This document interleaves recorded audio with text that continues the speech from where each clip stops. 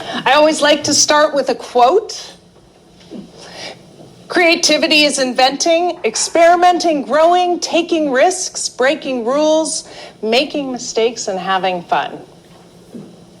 A lot of people will say to me, I'm not artistic, I don't have a creative bone in my body, I can't even draw a straight line. But, let's try to put all of that aside for today, and let's really just try to have fun. It's okay to make mistakes. It's okay to take risks. In fact, I think it's important to take risks. Right? I want to share a personal story with you. So, since I have been working for PESI for many, many years, I am on airplanes a lot. Right? And so I'm on an airplane one time, and I am coming home from,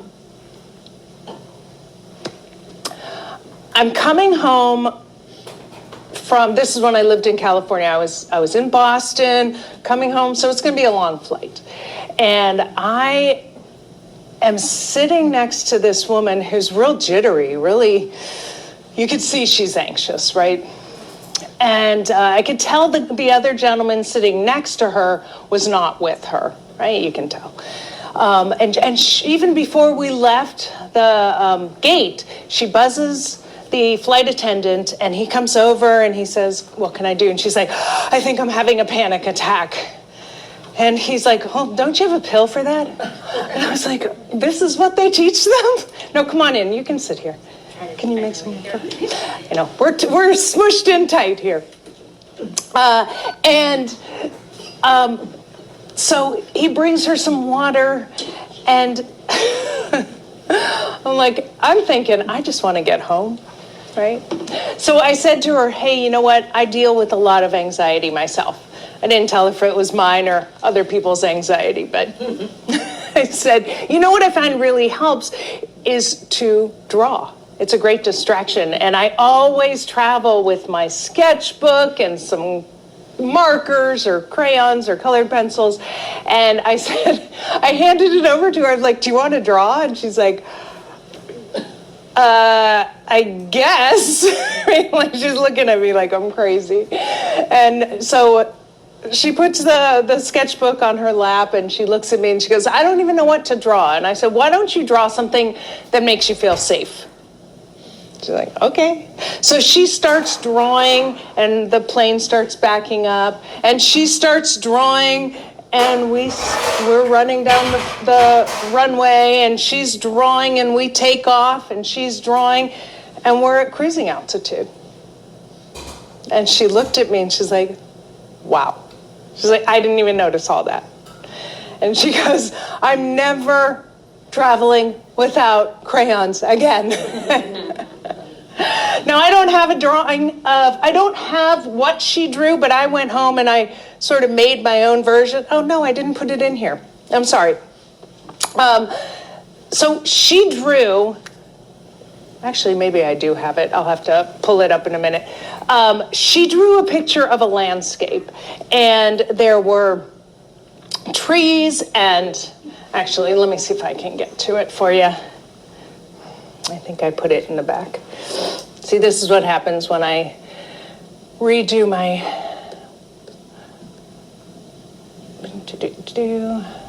Aha, here it is. Okay. Yeah, so this is my interpretation of her drawing, right? But you could see there's ground, there was like a river, there were mountains, some cattails, some rocks. And I said to her, "Are you looking for a place to sit?" Yeah, okay. I said to her, "Oh, are there, I see you colored behind the mountains, I see you colored that in black. Is it nighttime in your picture?" And she said, "Oh no, I was picturing there were more mountains behind those mountains." And so when I went home and I was drawing this image, you know what I realized? You know what's not in this drawing? There's no sky.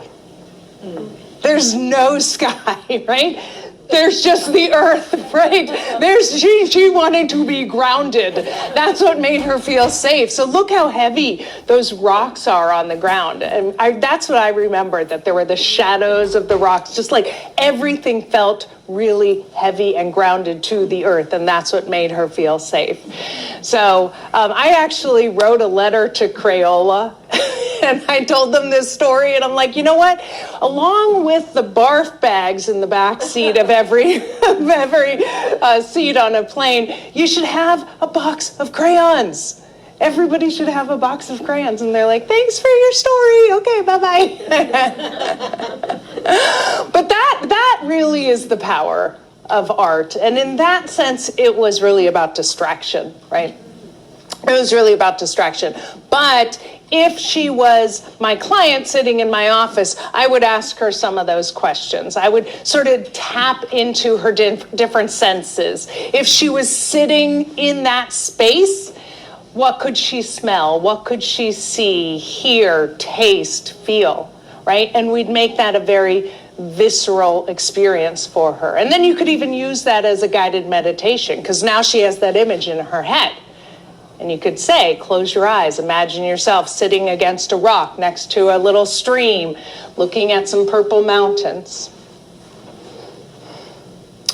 So that was my story. We got home.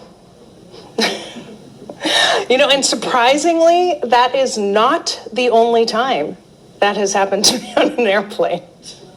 Several times, yeah.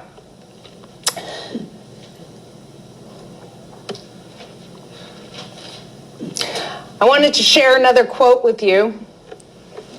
An artist can color the sky red because they know it is blue.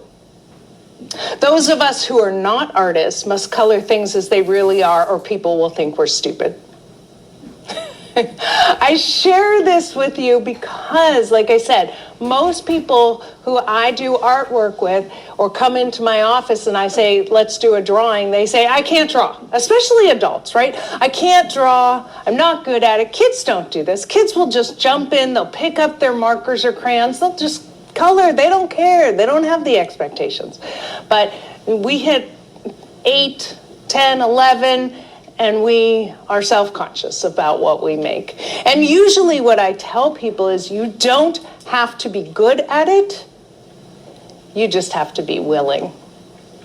Right? You just have to be willing to pick up a color and make a mark on the paper, that's it.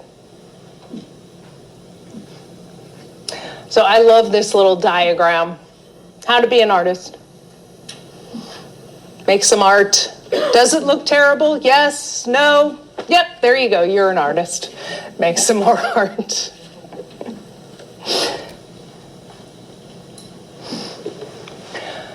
So for many years, I was working in drug treatment centers in Los Angeles. You know, the super fancy ones in Malibu, you see advertisements for those up on the cliffside passages.